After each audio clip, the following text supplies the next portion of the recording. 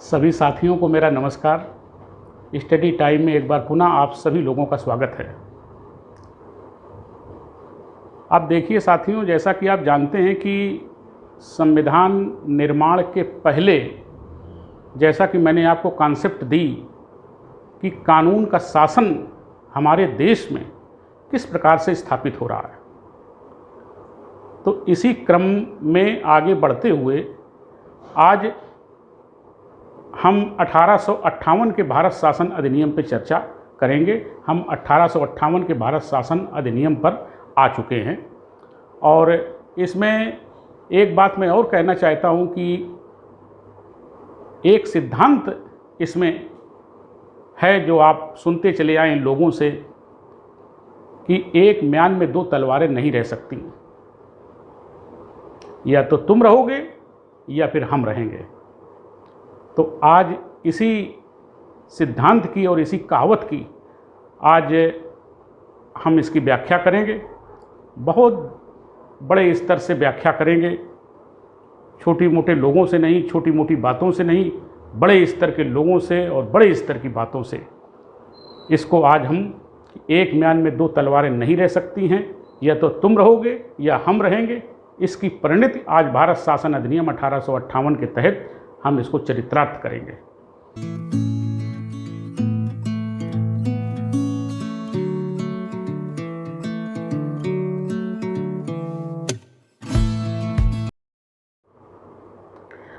अब देखिए, 1773 से शुरू किया था और अब हम पहुंच गए हैं 1858 के भारत शासन अधिनियम से। ये अधिनियम हम सभी भारतीयों के लिए उस ज़माने में बहुत ख़ास था। आम जनता से तो कोई मतलब ही नहीं था। जो राजे महाराजे थे और सेठ साहूकार थे, बड़े उच्च वर्ग के लोग थे और अंग्रेज़ थे, उनके लिए ये अधिनियम बड़ी अहमियत रखता है। और वैसे तो सारे देश की जनता के लिए अहमियत रखता है, लेकिन उस समय जनता पढ़ी लिखी ही नहीं थी। तो आइए देखते हैं कि ये एक म्यान में दो तलवारें जो है कैसे नहीं रह सकती हैं। अब देखिए साथियों, जैसा कि आप सब लोग जानते हैं कि ये लिखा है 1858 का भारत शासन अधिनियम, यानी 1858 में ये भारत में बन करके आया। और उस समय, जिस समय ये ब्रिटेन की संसद में इसका प्रस्ताव पास हुआ, उस समय ब्रिटेन के तत्कालीन प्रधानमंत्री लॉर्ड पामरस्टन थे। लॉर्ड पामरस्टन तत्कालीन प्रधानमंत्री थे। वो इसको लाए थे ब्रिटेन की संसद में और इसका प्रस्ताव पास हो गया था और ये 1858 में 2 अगस्त के बाद भारत में आ गया था। आप ये भी जानते हैं कि 1857 का विद्रोह हुआ था। इसके ठीक कुछ समय पहले की बात है और उसे भारत के इतिहासकार उसे प्रथम स्वाधीनता संग्राम की भी संज्ञा देते हैं। आप सब लोगों ने पढ़ा है, मैं उस पढ़ाई चीज़ पे नहीं जाना चाहता कि उसमें अपना समय बर्बाद करूँगा, तो सब आप लोगों को पता है। और जो सिविल सेवा की तैयारी कर रहे हैं स्टूडेंट्स, उनको भी जानकारी है। लेकिन अब उसके भीतर और क्या क्या है, ये चीज़ देख लेते हैं। दरअसल 1858 का जो भारत शासन अधिनियम है, इसकी ज़रूरत क्यों पड़ी? इसकी ज़रूरत इसलिए पड़ी क्योंकि कंपनी के जैसे जैसे अधिकार कम किए जा रहे थे ब्रिटिश क्राउन के द्वारा, वैसे वैसे कंपनी में भ्रष्टाचार और बढ़ रहा था। भ्रष्टाचार बढ़ रहा था उसमें, और उसमें कुशासन बढ़ रहा था। भारत का जो उच्च वर्ग है वो ज़्यादा उससे त्रस्त था। नवाब हैं, राजे महाराजे हैं, और ये आपके जो जमींदार हैं, और आम जनमानस भी त्रस्त थी। तो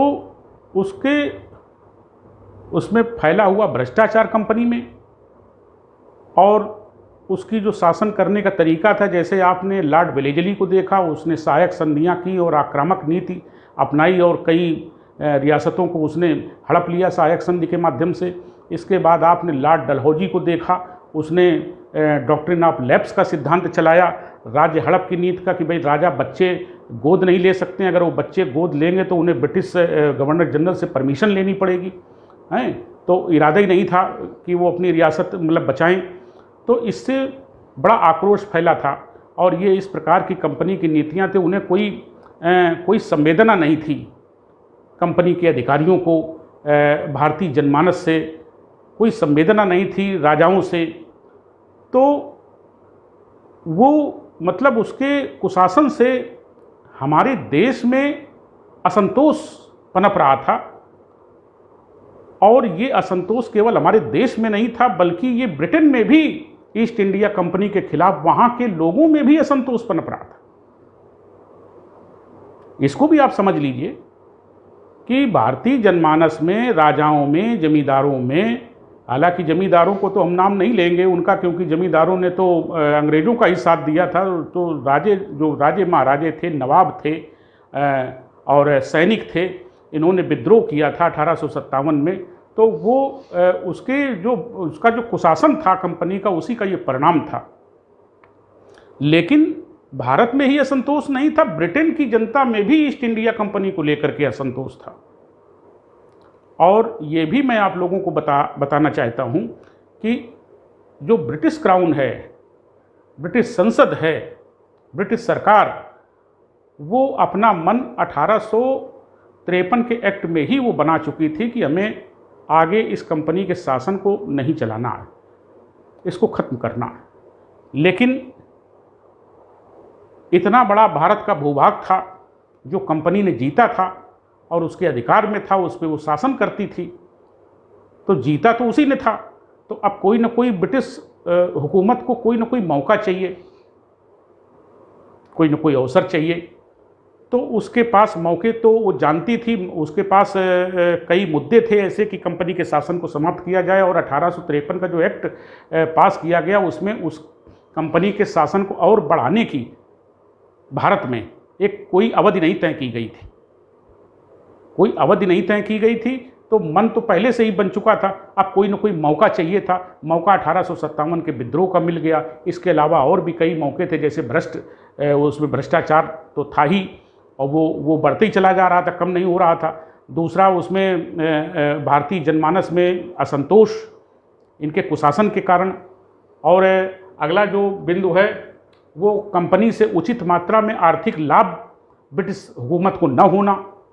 जो आर्थिक लाभ मिलना चाहिए, इतना बड़ा देश है, उससे आप राजस्व वसूल कर रहे हैं, लेकिन उसका सही उचित मात्रा में हिस्सा ब्रिटिश हुकूमत को नहीं मिल रहा है, उचित लाभ नहीं मिल रहा है, तो ये भी एक कारण था। और इसके बाद जो सबसे बड़ी बात जो मैंने अपने अभी आपको बताई, बड़ा इंटरेस्टिंग बात है कि द्वैध शासन चला आ रहा था। द्वैध शासन का मतलब दोहरा शासन चला आ रहा था। वो दोहरा शासन कैसा था? एक तरफ भले ही व्यापारिक उसको अधिकार उसके ख़त्म कर दिए गए, लेकिन उसके राजनीतिक अधिकार कंपनी के बने रहे भारत में। उसकी हुकूमत कंपनी की बनी रही। उसको थोड़ा सा कंट्रोल करने के लिए कि भाई अपना ब्यौरा वो हमें दे, प्रतिवर्ष कितना राजस्व आया, कितनी दीवानी आई, तो इसके लिए बोर्ड ऑफ कंट्रोल की स्थापना की गई थी ब्रिटिश क्राउन के द्वारा। और दूसरी तरफ कंपनी का बोर्ड ऑफ कंट्रोल भी बना था। तो ये दो शक्तियाँ सलामी पर थीं।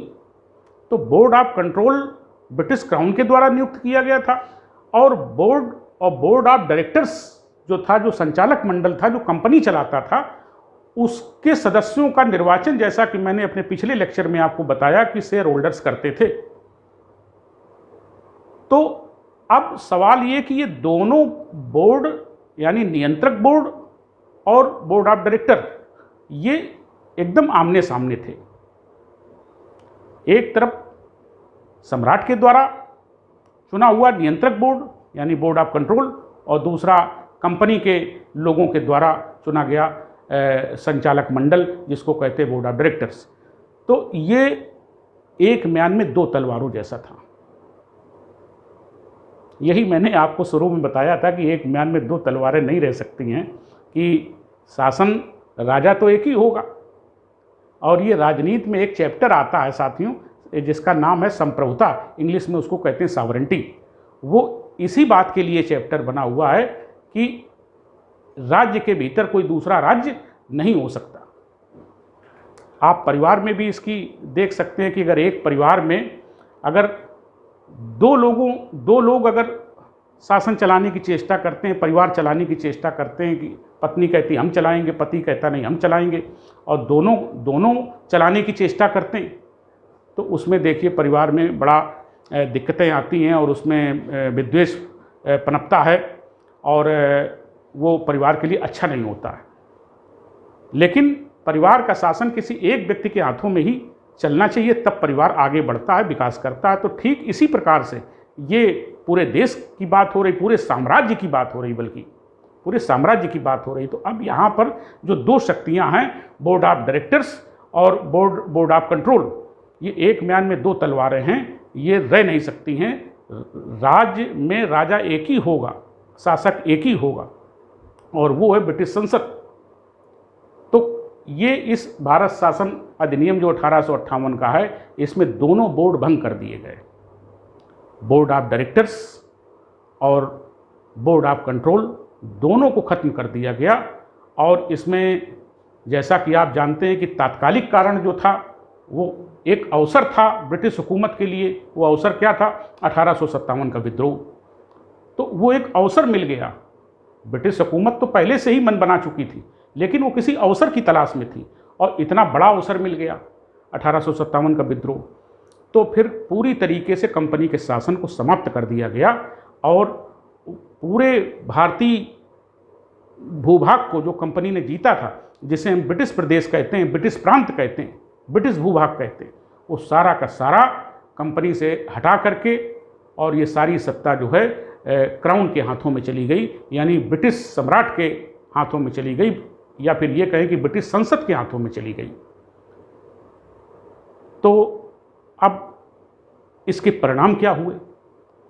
चली गई तो क्या परिवर्तन हुए? पहला परिवर्तन जो सबसे बड़ा था कि एक म्यान में दो तलवारें नहीं रह सकती, तो दोनों बोर्डों को भंग कर दिया गया, खत्म कर दिया गया, और भारत का शासन सीधे क्राउन के हाथों में, कि अब जो भी कानून बन के आएंगे वो कंपनी के नहीं होंगे, वो भारत जो ब्रिटिश गवर्नमेंट है वहाँ से बन करके आएंगे। एक तो ये कारण हुआ। दूसरा, अच्छा ठीक है, इसके एक चीज़ और छूट रही है कि जो 1858 का जो भारत शासन अधिनियम है, उसके पहले एक चीज़ और मैं आपको बता दूं कि जो हमारे देश में मुग़ल साम्राज्य था, तो मुग़ल साम्राज्य की एक थोड़ी सी सत्ता, मतलब इतनी कम भी नहीं थी, 1858 के पहले थी सत्ता, लेकिन अंग्रेज़ों का प्रभुत्व ज़्यादा बढ़ चुका था, और मराठों की भी शक्ति थी। तो ये मराठे और ये मुग़ल जो शासक हैं, उनको कहीं ना कहीं उम्मीद थी कि एक ना एक दिन ऐसा आएगा कि मतलब हम अपने साम्राज्य का, या हम इसका पुनर्विस्तार करेंगे, और पुनः ये हम झंडा फहराएंगे मुग़ल साम्राज्य का। और मराठा भी यही सोच रहे थे कि हम अपनी शक्ति का विस्तार करेंगे, साम्राज्य का विस्तार करेंगे। एक जो संभावनाएं थीं उनके दिलो दिमाग में, वो भारत शासन अधिनियम 1858 के आने से वो सारी संभावनाएं भी समाप्त हो गईं, और सारा का सारा जो भू प्रदेश था, एक तरीके से मान लीजिए कि भारतीय उपमहाद्वीप, वो सारा का सारा ब्रिटिश हुकूमत के उसमें अंडर में चला गया। ये तो मैंने कुछ कारण आपको बताए कि 1858 का भारत शासन अधिनियम क्यों ज़रूरी हो गया। उसमें कई कारण आपको मैंने बताए।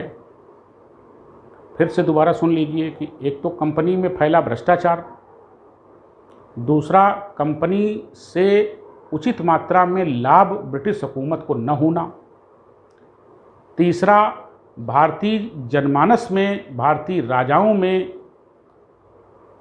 और सैनिकों में और आम जनमानस में भी ईस्ट इंडिया कंपनी के खिलाफ असंतोष, और भारत में ही नहीं बल्कि ब्रिटेन की जनता में भी ईस्ट इंडिया के खिलाफ असंतोष की भावना ये पनप रही थी और काफ़ी सालों से पनप रही थी, और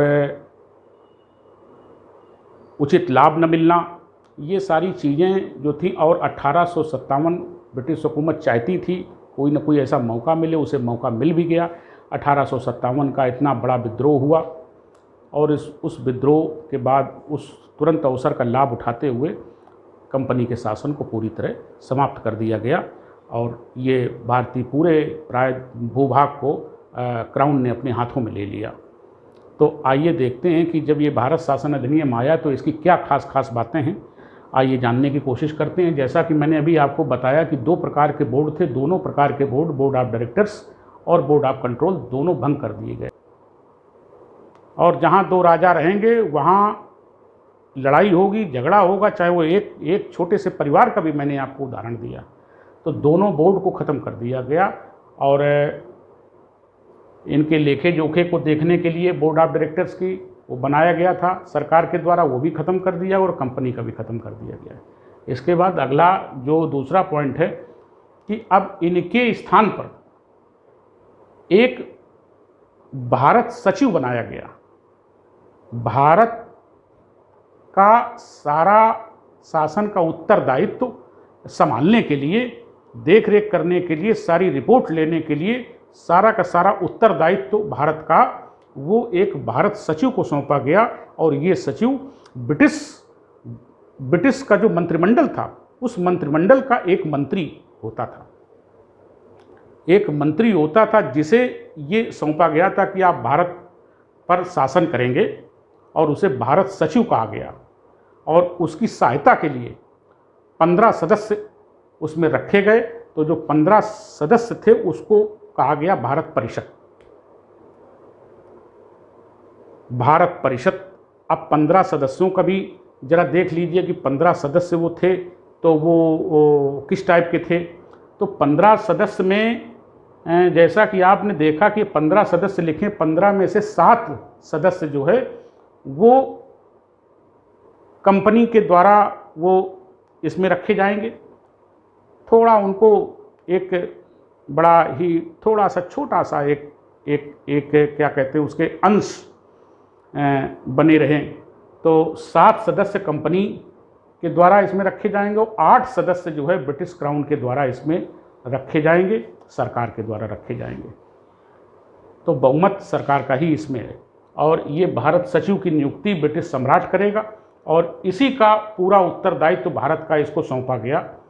ये जो भारत सचिव है वो भारत परिषद है, ये ब्रिटेन में ही बैठी है, ये भारत में नहीं आई है, सशरीर भारत में नहीं है, ये ब्रिटेन में है। अब देखिए भारत में कैसे कि भारत में जो गवर्नर जनरल है, पहले जो कंपनी का होता था तो उसे गवर्नर जनरल ऑफ इंडिया कहते थे। उसके पहले जो था, बहुत पहले 1773 में जो एक्ट आया उसमें गवर्नर जनरल ऑफ बंगाल कहा गया, फिर गवर्नर जनरल ऑफ इंडिया कहा गया 1833 के एक्ट में। अब जब ये 1858 का एक्ट आया तो इसमें गवर्नर जनरल जैसे शब्द को हटा दिया गया और उसके स्थान पर वायसराय कहा गया। और वायसराय का मतलब ये होता है कि वो सम्राट का प्रतिनिधि है, सम्राट का प्रतिनिधि बन करके वो भारत पे शासन कर रहा है, तो वायसराय कहा गया। और हमारे प्रथम वायसराय जो थे वो लॉर्ड कैनिंग थे, प्रथम वायसराय जो है वो लॉर्ड कैनिंग थे, और प्रथम भारत सचिव जो थे वो लॉर्ड स्टैनले थे। लॉर्ड स्टैनली उनका नाम था, वो भारत सचिव थे, प्रथम सचिव, और प्रथम वायसराय लॉर्ड कैनिंग थे। और उस समय आप ये भी समझ लीजिए कि मैंने आपको बताया अभी कि जिस समय भारत शासन अधिनियम को पास कराया था उस समय ब्रिटेन के तत्कालीन प्रधानमंत्री कौन थे? वो लॉर्ड पामर्स्टन, लॉर्ड पामर्स्टन तत्कालीन प्रधानमंत्री थे। उस समय सम्राट कौन थी?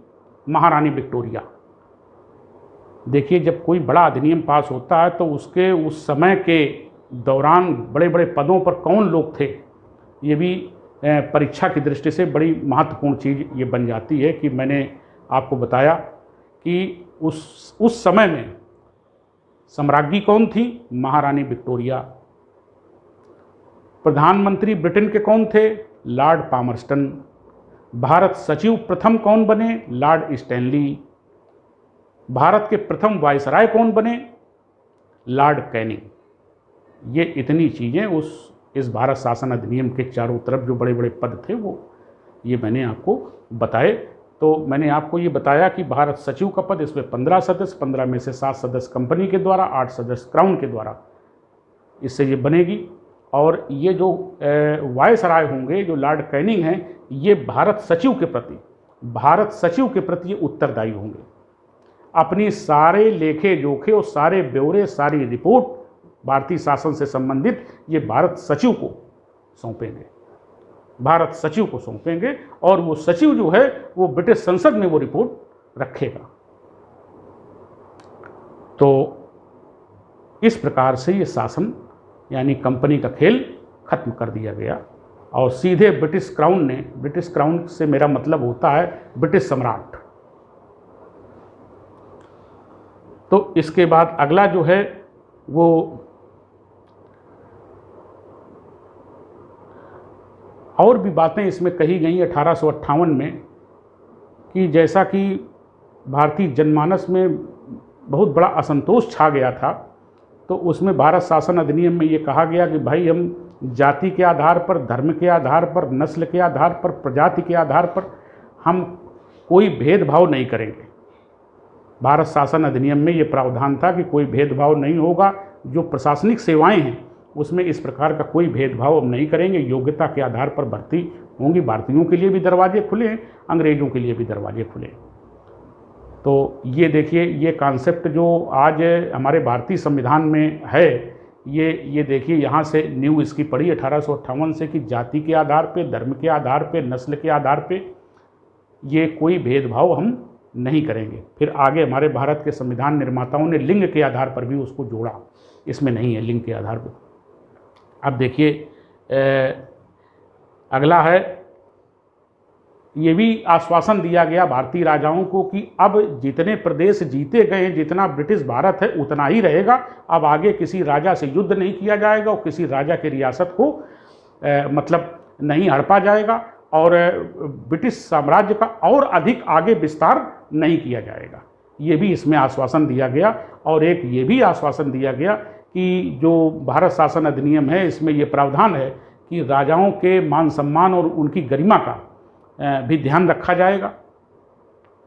और एक और ये प्रावधान इसमें किया गया कि अगर राजे महाराजे जो निसंतान हैं, जिनके कोई संतान नहीं है, उनको रियासत आगे चलानी है, तो जैसा कि डलहौजी ने ये डॉक्ट्रिन ऑफ लैप्स के अंतर्गत ये बताया था कि भाई बच्चा गोद नहीं ले सकते हैं। अगर बच्चा गोद लेंगे तो आपको गवर्नर जनरल से परमिशन लेनी पड़ेगी। तो इस प्रावधान में चूँकि अब जब वो उस कंपनी का शासन ही समाप्त हो गया तो उसका डॉक्ट्रिन ऑफ लैप्स भी समाप्त हो गया, उसकी राज्य हड़प की नीति भी निष्प्रभावी हो गई। तो अब इसमें ये कहा गया कि अगर राजे महाराजे जो निसंतान हैं वो अगर कोई बच्चा गोद लेना चाहें तो वो गोद ले सकते हैं, उसमें कोई प्रॉब्लम नहीं है। आगे विस्तार नहीं किया जाएगा।